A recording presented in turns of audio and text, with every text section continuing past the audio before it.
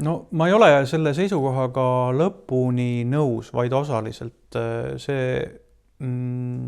Venemaa on lihtsalt väga palju panustanud oma eriteenistustesse ja armeesse ja see raha, mis sinna läheb, et see on nagu meeletu, et me isegi ei hooma seda.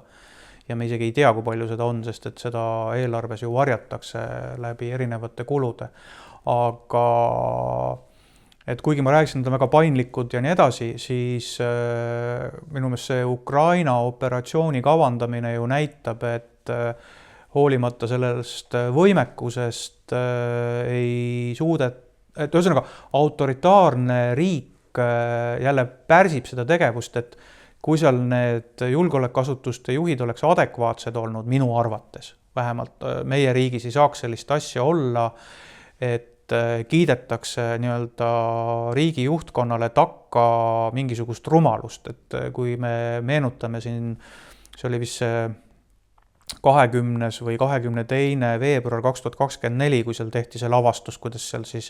Putin nii-öelda üle kuulas, et mis me siis nüüd seal teeme, eks on ju, et luurejuht Narõškin sisuliselt värises, on ju,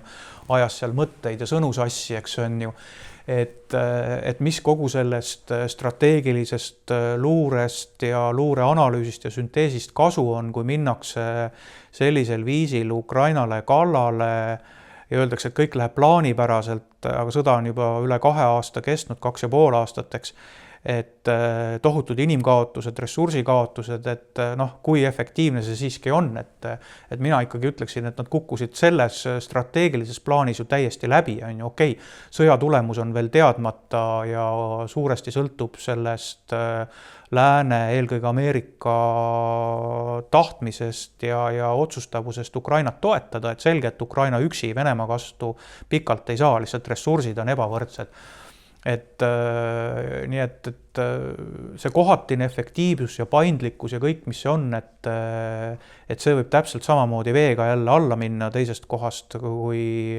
tegeletakse soovmõtlemisega ja sellises autoritaarses riigis üritatakse kõigiti ju autoritaarsele juhile meeldida ja mitte rääkida asju, mis on ebameeldivad, et nii-öelda loetakse silmist soov, eks on ju. Nii et see on sellest teisest küljest selline hukatuse tee, eks on ju. Ja eks see Vene armee nautis ka selliseid kergeid võite, ütleme seal, ütleme võib-olla Gruusia puhul, kas oli nüüd võit või nii edasi, kindlasti mingis mõttes oli, on ju,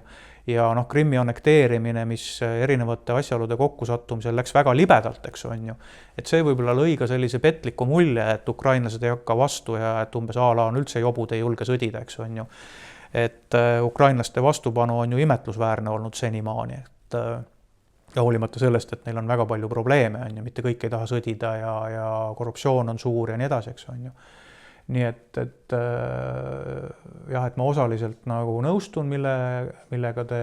alustasite oma küsimust, aga ma ei ole jah nagu lõpuni kõiges nõus, et nad on väga professionaalsed,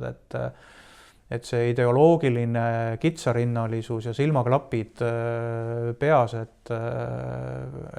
sellest ei ole jah abi, kui see nagu kokkuvõttes kuskile tupikteele jõuab.